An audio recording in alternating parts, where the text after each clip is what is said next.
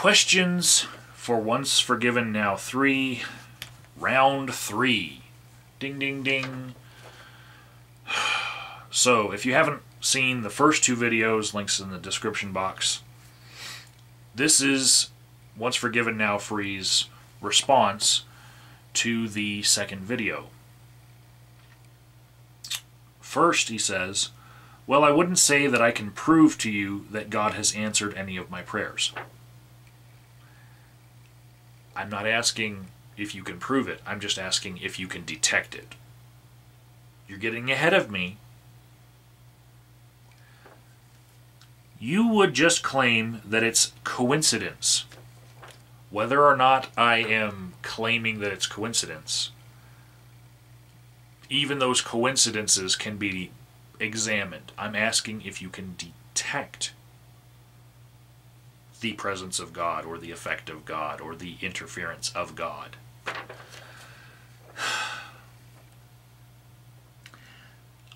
However, I believe many things in my life are an answer to prayer.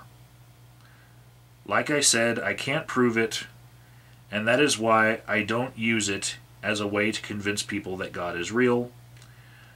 God has influence in my life through His Word and by the Holy Spirit. By having an intimate relationship with Him, He gives me the ability to overcome sin in my life, pride, lust, etc.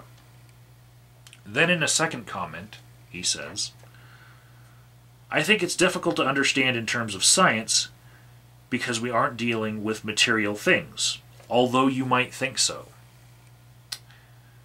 When we battle between good and evil, is there a moral battle going on, or is it all just molecules in motion doing their thing? That would be a question to me. I believe we have an immaterial self, and God can speak to us in the non-material world.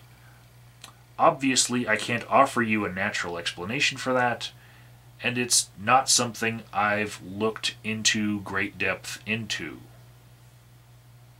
Okay, so we begin. We have on this side of this dotted line, everything above this line is metaphysical. And on this side, we have the material world. And I'm going to draw an earth here. Sorry, this is just a quick earth. And I'm going to draw on top of the line a circle with the word God in it. And I'm even going to capitalize God. And I hope that this circle with God is not offensive in any way. Now, with this description that I've gotten from Once Forgiven Now Free, he says that God has an influence in his life through his Word by the Holy Spirit. Okay. I'm going to draw a Holy Spirit as another circle. A very non-offensive circle. Okay. Holy Spirit. Gotcha. And we've got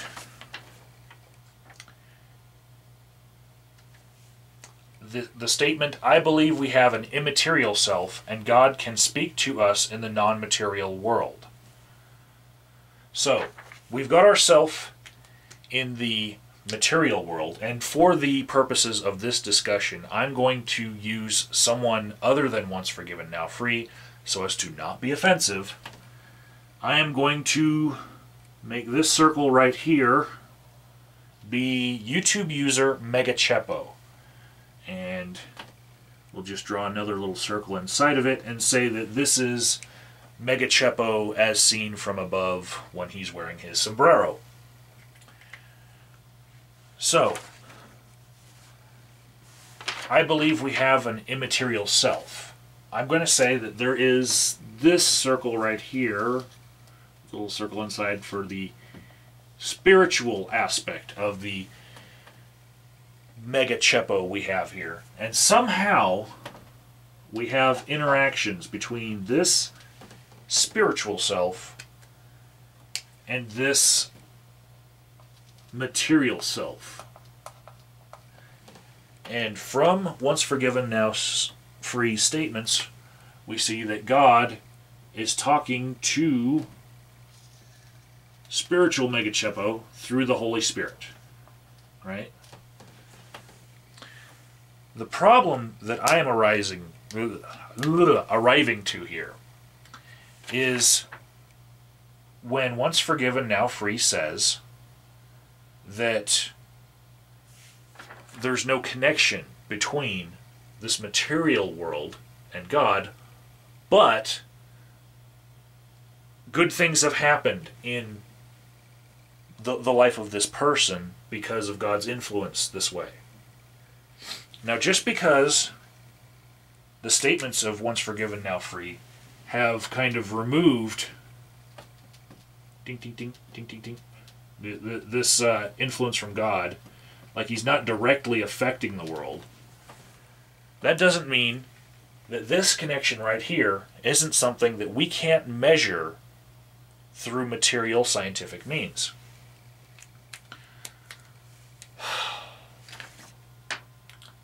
Let's say I wanted to make a study to look at the things that Once Forgiven, Now Free cites as the things that he has the ability to overcome now that are sin in his life. Pride, lust, etc. Right? I'll start with lust. What do you think would be the results of a study that tried to measure infidelity in relationships between Christian couples versus non-religious couples? I've got a little smile on my face because I know the answer to this. But the answer is actually irrelevant. You can test that. There is a noticeable effect there that you can test. Let's see. Pride, etc. Just overall sin. What do you think would be the result if we asked the prison population if they had a relationship with Jesus Christ? Would that population show a larger percentage of people who say they have a relationship with Jesus Christ than, say, the general public? You know, if this were true, if the influence of God keeps you from doing things that are sin, and most things that are sin are covered in the law. There are things that are laws that are not sins. But if this were true, I would expect to see, less of the prison population having a relationship with Jesus Christ. Or having a relationship with Jesus Christ before they got in. And I would expect to see very low recidivism rates if the prison population were, say, 99% of the American prison population is Christian. Also, I am smirking because I know these answers. You can look them up, though, but it doesn't matter. The assertion that I'm making here is that those things are testable. They're called social sciences. This right here, this is the degree that I got where one of my majors was psychology, which is a social science. So, saying that God speaks to part of you that is intrinsically connected to you, you have your immaterial self and yourself, and that these interact and good things happen in your life. Saying this does not get around the statement that God is interacting with the physical world. If God's only interaction with the physical world is to magically tell you that he exists and that in the physical world you have no evidence whatsoever for him, but magically you somehow just know by faith, that is still an effect on the physical world. You call it molecules in motion. I would call it your brain cells making connections which let you remember facts. And that fact that you remember that God exists is somehow magically given to you, you say. I would say that it came from other sources. But even if it magically came to you that God exists and no other action happens, we still have an effect on the physical world.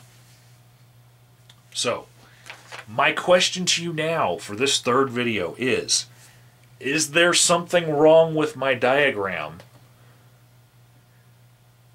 Do you see something that I have described from what you said that is wrong? Do you see a disconnect somewhere here whereby you can say that we cannot detect the effects on a person when they are saying that they know God affected them? We can even just ask people, has God magically affected you? And, a good portion of the population might say yes, they might say no. But that's something that we can measure. So, the question is,